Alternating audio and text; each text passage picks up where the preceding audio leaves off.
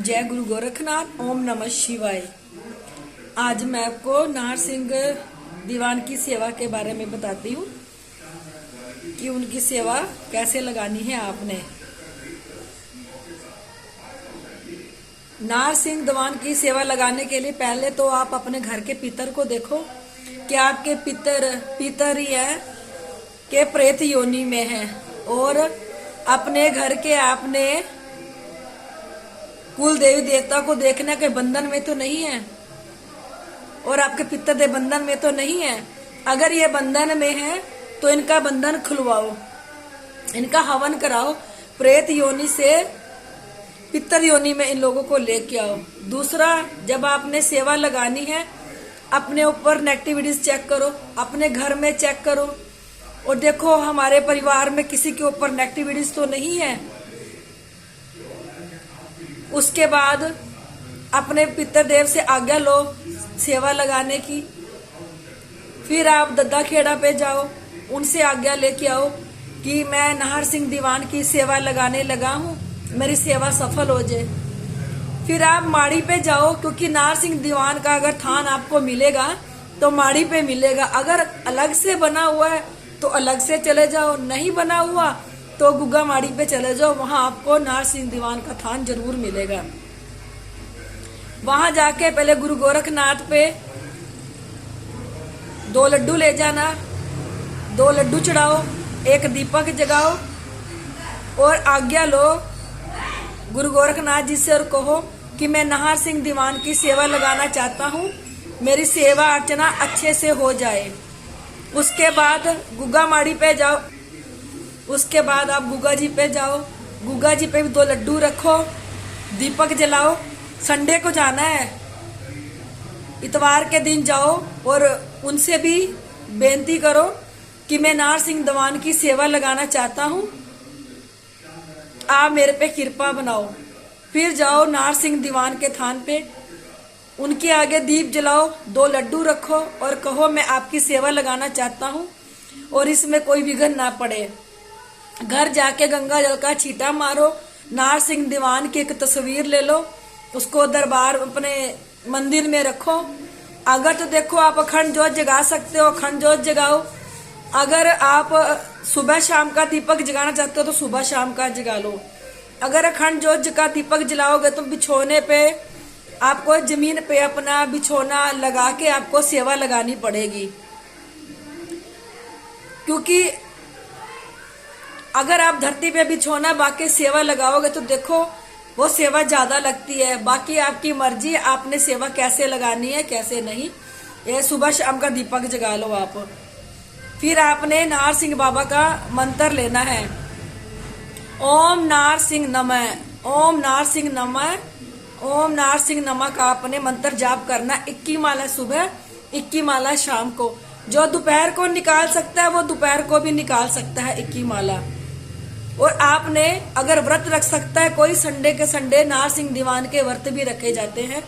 जो व्रत रख सकता है अच्छा है, जो व्रत नहीं रख सकता तो ठीक है। जो व्रत रखते हैं वो शाम को अंगारी पे दूध का छींटा और हलवा बना के अपना व्रत खोल सकते हैं। उसके बाद आप जो मर्जी रोटी सब्जी खाओ, क्योंकि व्रत दिन का होता है, रात का नहीं होता। फिर 1.25 महीना आपने पूजा रखनी है। घर में दारू मीठ अंडा नहीं आना चाहिए, कोई भी दारू पी के घर में नहीं आना चाहिए, तब जाके आपकी सेवा सफल होगी और संपूर्ण होगी। उसके बाद आपने क्या करना है, जब आपकी 1.25 महीने की सेवा पूरी हो जाएगी तो आपने सबसे पहले क्या करना है, नाहर सिंह गुरु गोरखनाथ जी के थान पे जाना है, वहां पे एक दिया जगाना है, 2 लड्डू, क्योंकि आपने ये 7 इतवार करना ही करना है। 7 इतवार 2-2 लड्डू तीनों पे रखना है और दीपक जगाना है तीनों पे। 3 दीपक और 6 लड्डू आपने 7 इतवार करने ही करने हैं, क्योंकि 1.25 महीने की सेवा कल युग में 12 साल बताई गई है। इससे आपके 1.25 महीना पूरा हो जाएगा 7 इतवार में। तो 2 लड्डू गुरु गोरखनाथ जी पे और एक दिया जगा देना है। 2 लड्डू गुग्गा जी पे दिया जगा देना, लड्डू रख देना है, और 2 लड्डू और दीपक नाहर सिंह दीवान पे।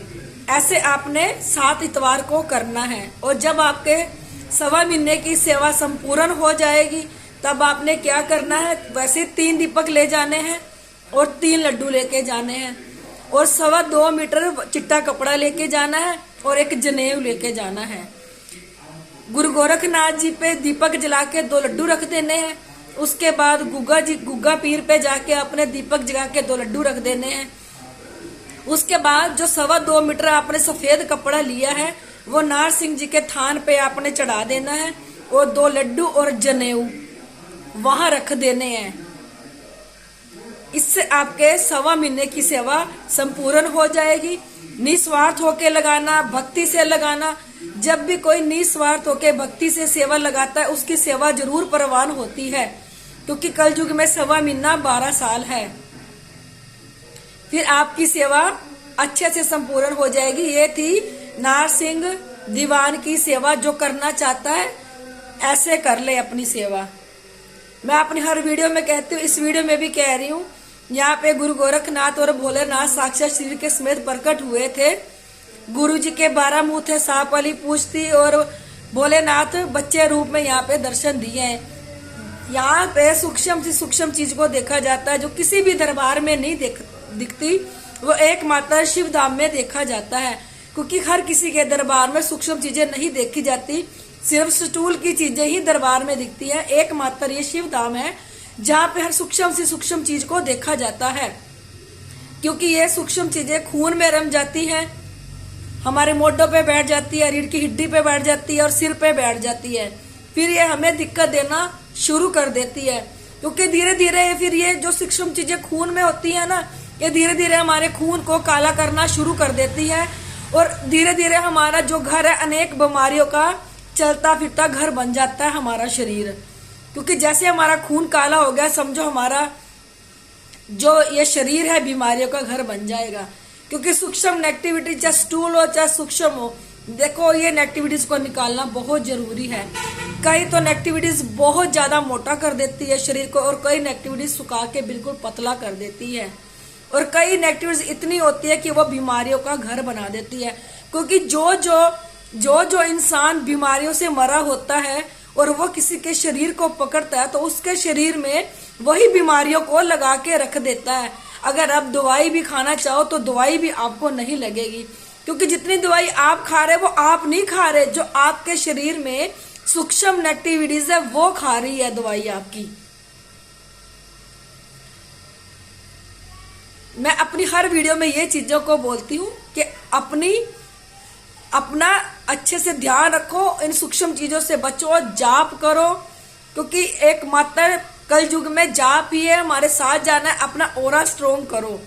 अगर आप लोगों को मेरी वीडियो अच्छी लगती हो इसे लाइक, सब्सक्राइब और शेयर जरूर कर दिया करो।